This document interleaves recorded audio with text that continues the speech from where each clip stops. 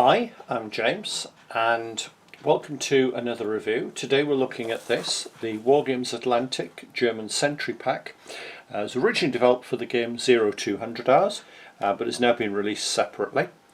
So it's the usual Wargames Atlantic box, 40 figures, and I like the way it emphasises on the front 30 Germans and 10 dogs. Okay, that's fair enough. It is to be a little bit excessive on the dogs. We've got the usual sort of blurb on the background.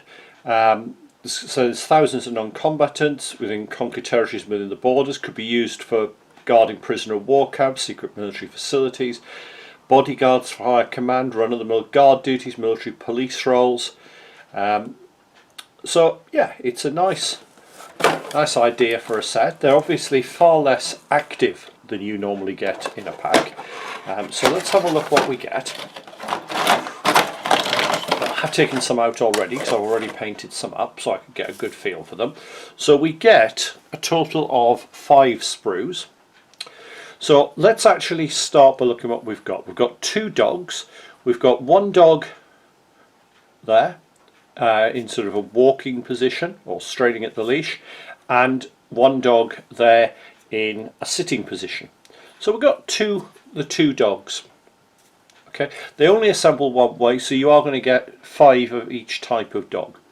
So let's look at the actual bodies. So we've got a figure there with the short boots and the gaiters. Now he is wearing the standard German army webbing. We've got a great coated figure complete with the jack boots. I mean, let's be honest, that is your stereotyped figure, isn't it? Which is what you really want with this. So we've got another infantry figure in the standard uniform with the webbing and wearing jack boots. Now this one doesn't have the webbing on, just has a belt, and is wearing the jack boots again. So there are quite a few with the jack boots.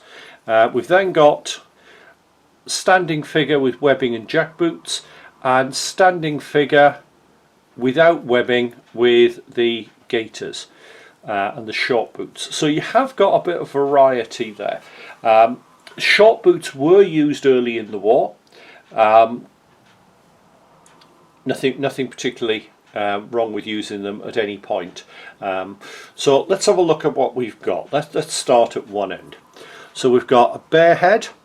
We've got MP40 or MP38 pouches. We've got 4 of those. We've got a pistol holster. We go on to the heads. We've got helmeted heads, a couple with field caps. Now I like the fact that you actually have figures with glasses on. That does sort of almost emphasise the second line aspect. We've got various arms. Now some of them are corded in the usual Wargames Atlantic fashion, L2 and so on, so they match up with the R2. We've got a saluting hand. That's unusual. I've never really seen that before. So a standard hand arm there. I like this one. You've actually got an arm with the helmet held under it. Binoculars, smoking a cigarette. Now I do love that one.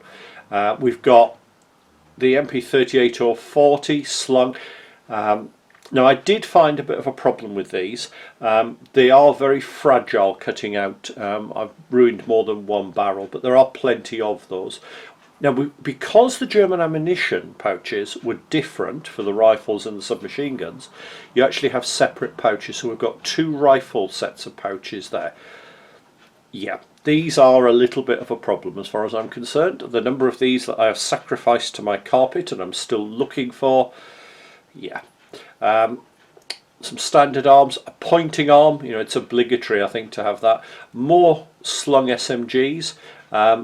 Worth noting you've got left and right slung, which I think is really nice. I think that's a really good touch. We've got a left and right butt resting on the floor. These are armed with the standard Kar 98Ks. So we've got those. We've got a slung Kar 98K. We've got across the front of the body Kar 98K, so similar but more elevated. Another slung Kar 98K. Holding it across the body, MP3840, that's quite nice. Torches. Now I like the fact they've included torches. That's a nice little touch. I keep thinking back to the original release of Escape from Colditz with the guards with the torches. It's straight out of that. If you're playing a game based around something like The Great Escape or something, boy, you're going to have fun with those. And we've actually got 2 torch arms there. Then we've got the dog leads. Now I've had problems again with these. Again, they have a habit of snapping there. I've not really found that too much of an issue for me because I'm basing the dogs separately. If you're basing them together, that might be a bit more of a problem. So we've then got 4 more rifle ammunition pouches. We've got some more hands, a pistol, I'm carrying a Luger, a map or documents. So it's great for someone checking documents there. There's my second torch. There's the dog's head. We've got the side cap. Now we've got 4 of these, 2 on each end here, of what they used to call the dog chain, and this is the gorget patch that was worn around the neck that indicated military police. So it's nice to have 4 of those. Then we've got some more heads. There's a nice variety in the heads. A couple of officer heads, helmeted. They are quite nice. I quite like the one with the goggles on as well. So there's a nice little variety in there. There's plenty that you can do with this. You know, and what I like is you've got left and right slung rifles and so on. So there are a couple of problems with it, however. We've mentioned about the tendency of the ammunition pouches to get lost, or I did have one snap. Snapping on some of the small parts, that's an issue. The big problem, however, to me is the ammunition pouches, because if you look, we've got 4 SMG pouches, so that's 2 figures, and then we've got 3 sets of rifle pouches, that's 5. That means you're going to have to use the last one with a pistol. Slight issue. I would have rather had another set of pouches in there. If you're building it up for like a Hollywood style game, and I'm actually creating a set of rules at the minute, I'd have liked some more SMG pouches, because we've got what, 1, 2, 3. Do we have more? Have I lost? Have I missed? I must have missed one. 3. I'm going mad here. I know they're there. 1, 2, 3. This one's, there it is, 4. So we've got 4 sets of SMGs, but only 2 pouches, and plenty of rifles. So we've got 1, 2, 3, 4, 5, 6, 7 rifles, but only 3 sets of pouches. So you will struggle a little bit to get the variety. It's definitely a more Hollywood style with 3 rifles, 2 SMGs and a pistol, and there's no LMG either, but there's no problem in taking parts from other kits and using them. I'm probably going to pick up some of the Panzer Lehr so I can actually use some of the parts from there.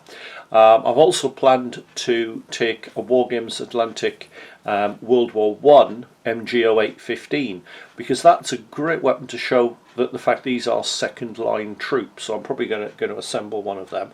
I've already done one with the Wargames Atlantic World War I gas mask head, which I think just to give me that guarding a secret facility for sort of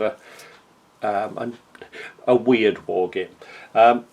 Overall, it does have its faults, but it is a very, very nice little pack.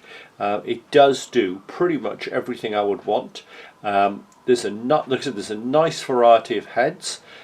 So what I'm going to do is I'll shut up and I will show you some pictures of the ones that I've already assembled.